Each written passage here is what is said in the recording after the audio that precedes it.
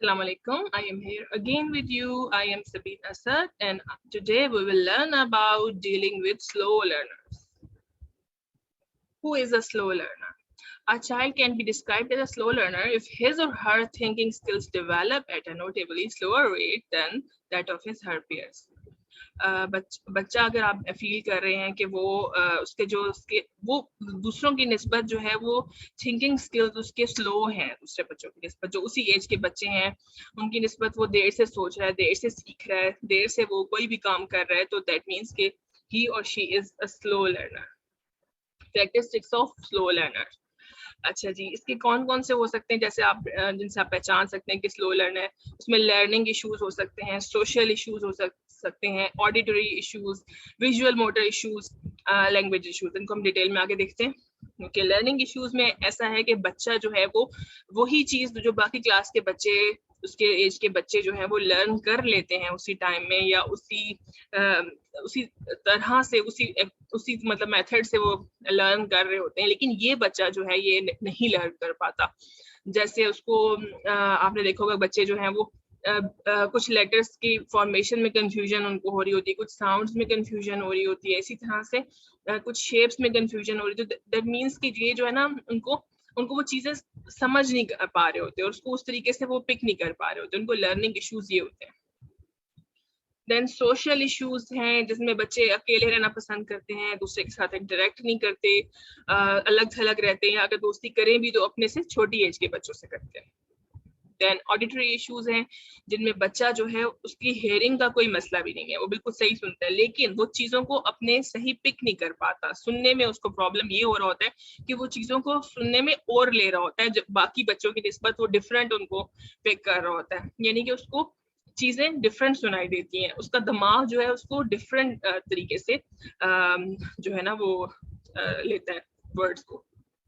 Okay, then visual motor issues भी होते हैं बच्चों में, बच्चों को देखने में भी डिफिकल्टीज आ रही होती हैं.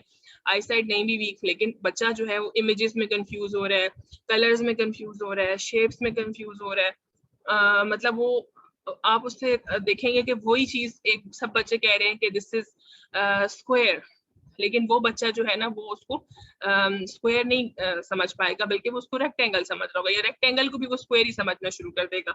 मतलब कि वो थोड़े थोड़े छोटे छोटे जो चीजें हैं उनकी बारीकियां नहीं समझ सकेगा.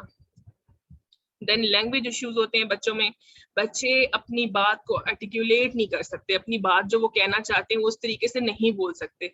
वो कहना तो चाह रहे होते हैं लेकिन उनको मतलब वो अपनी बात को एक्सप्रेस वर्ड्स में नहीं कर सकते जैसे एक नॉर्मल बच्चा कर लेता है.